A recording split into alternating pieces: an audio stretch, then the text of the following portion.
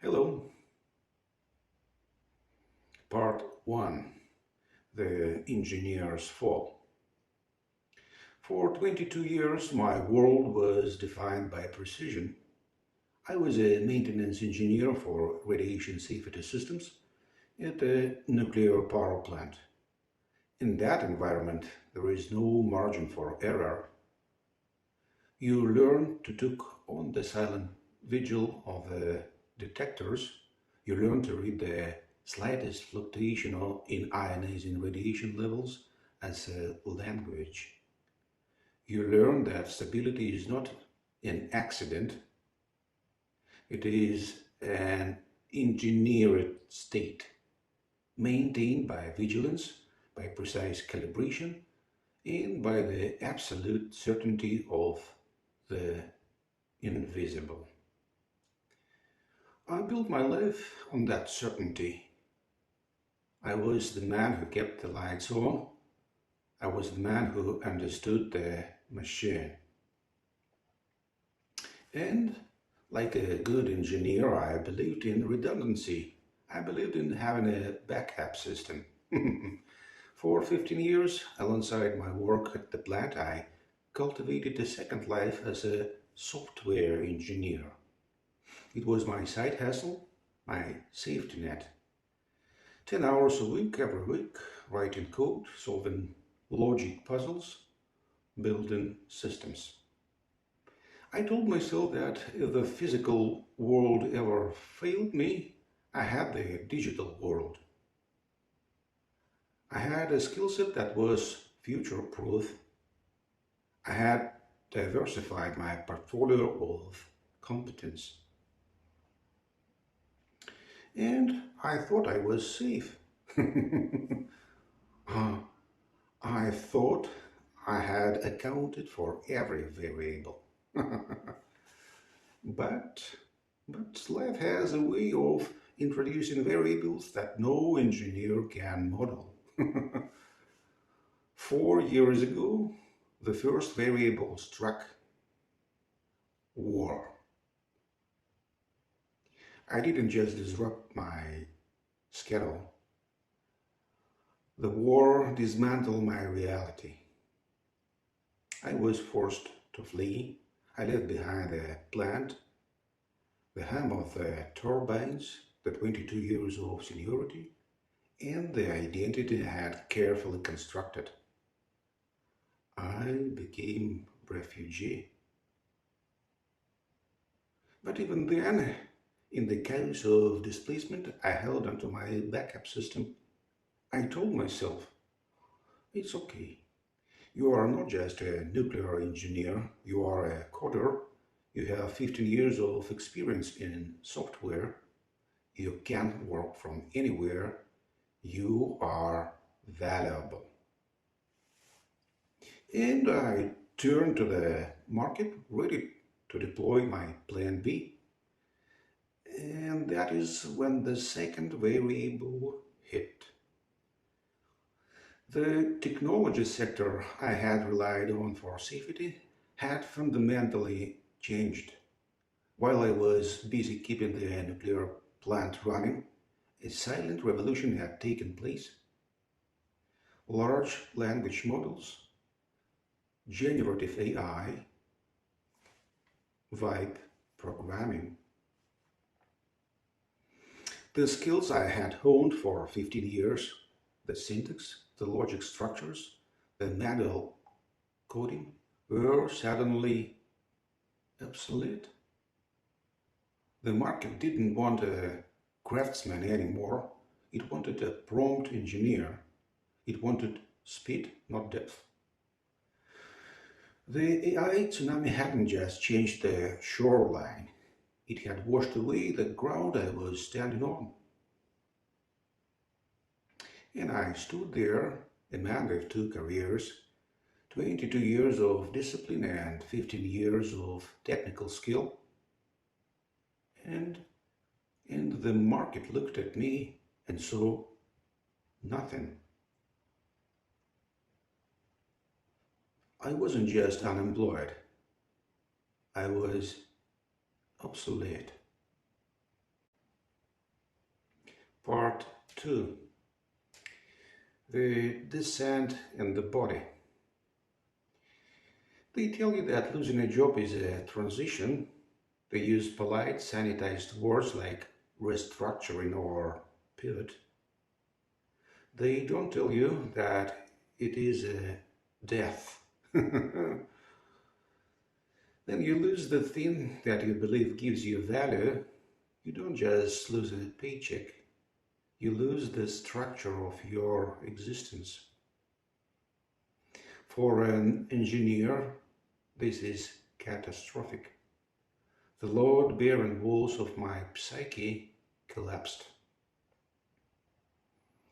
I went through every stage of the grieving process, not in a neat, linear line, but in chaotic, spiraling mess.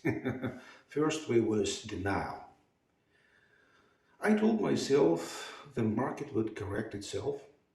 I told myself my experience was still premium currency.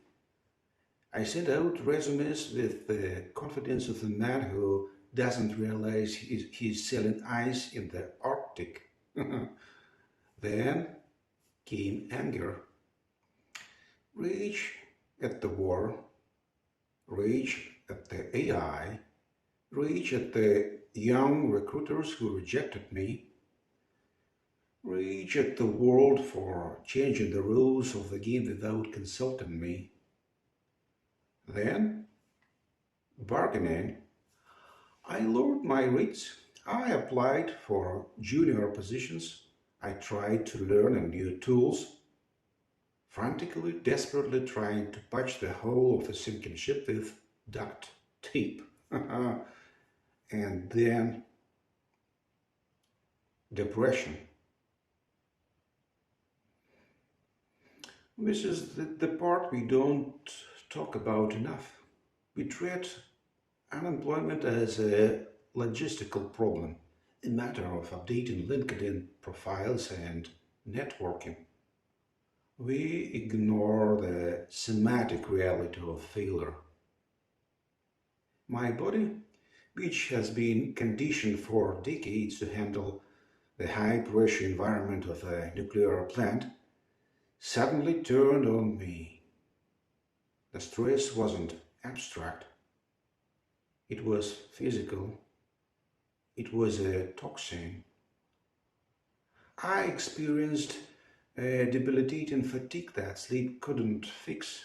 My nervous system, stripped of its purpose, went into a state of shock.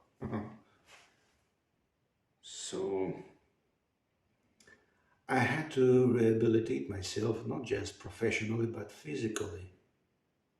I had to learn how to walk again, metaphorically and sometimes literally, through days that felt like they weighed 1,000 tons. And the silence was the loudest part. I looked at my family, the people I had sworn to protect and provide for. I saw the worry in their eyes, quickly hidden when I walked into the room. I felt the crushing weight of their unspoken questions.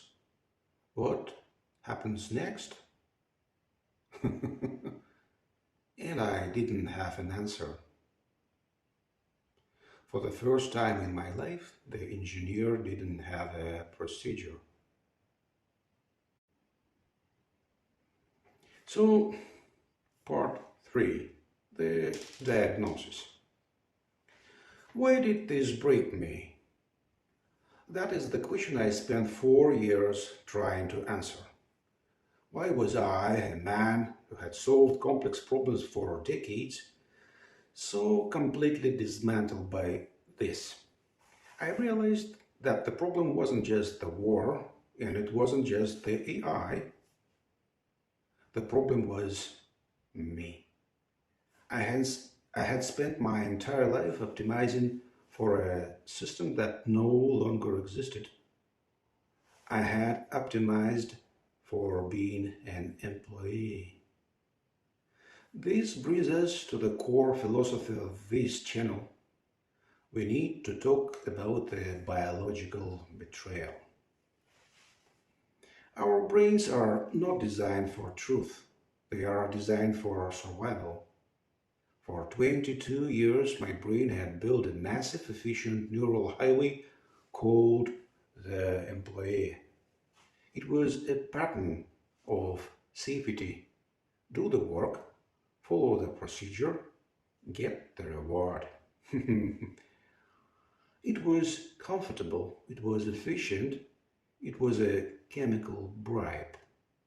Every paycheck, every promotion, every note of approval from a boss was a hit of dopamine that reinforced the pattern. When the war and the AI took that away, my brain didn't just panic, it starved. It was going through withdrawal from the illusion of safety. And I realized I had been living in what William James called rearranging my prejudices. I thought I was thinking about my career. I thought I was planning my future, but I wasn't. I was just running the employee script on autopilot. And yes, I was a highly skilled, highly intelligent, dependent. The pain I felt was the pain of a biological organism realizing that its primary survival strategy, compliance, was now a death sentence. To survive, I had to stop looking for a new job and start looking at my own mind. I had to apply the same rigorous maintenance I used on the nuclear plant to my own cognitive architecture. I had to learn thinking by exclusion. I had to strip away the noise that said, you are too old, the noise that said, AI has replaced you, the noise that said, your value is in your resume. I had to exclude the comforting lies of the past to see the cold, hard reality of the present. Part 4.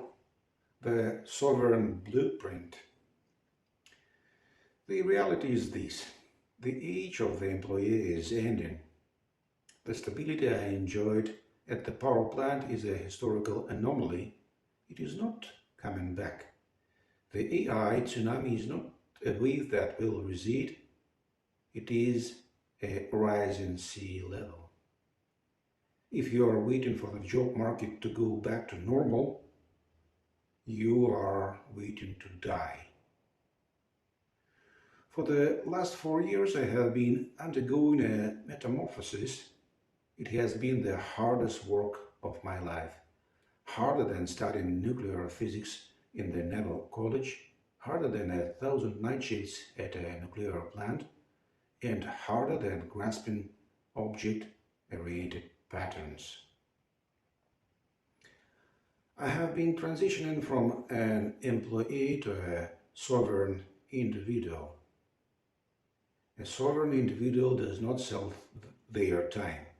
They sell their impact. A sovereign individual does not wait for a procedure. They write the procedure. The sovereign individual does not look for a boss to validate them. They look for problems to solve.